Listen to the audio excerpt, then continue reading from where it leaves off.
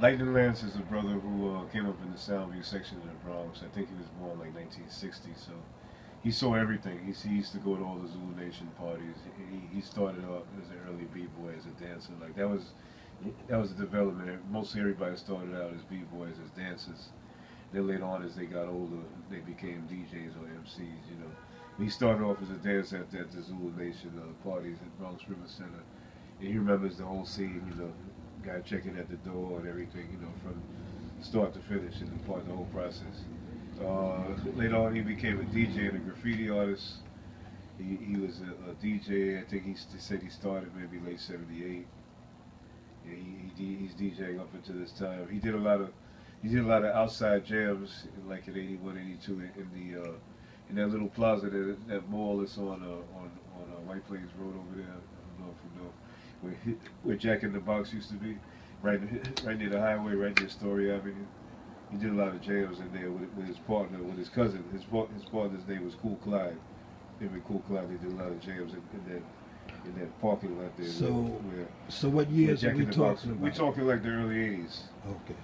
He played at the Ecstasy Garage through Cool Clyde. I think Cool Clyde was friends with B.G. B.G. was the manager of the Ecstasy Garage, so he got them in there. And his main claim to fame, though, his main claim to fame is to be the first one. He says the first one to scratch on wax, which means I asked him to break that down for me because Theodore said he's the first one to scratch on wax. He said, I'm not trying to conflict. I'm not trying to create any conflict or any friction with Theodore. He said, what I mean by the first one to scratch on wax is a guy named Johnny Soul, a Harlem record producer who was based on 125th Street across the street from the Celebrity Club.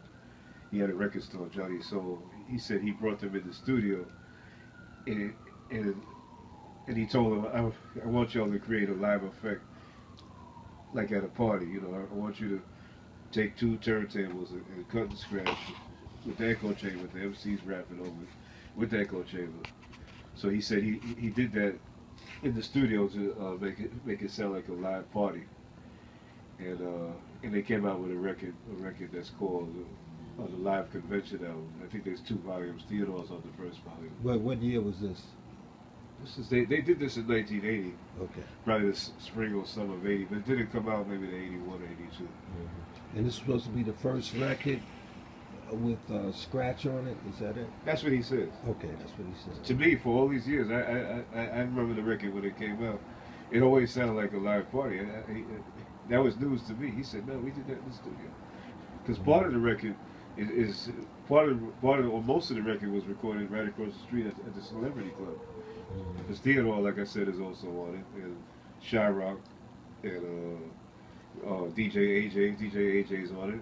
All of those people are live at the Celebrity Club. Okay. MCKG. But Lance claims, you know, to this day that his part was done in the studio. So Okay. I don't know, but that's his claim to fame. Okay, so we'll leave it.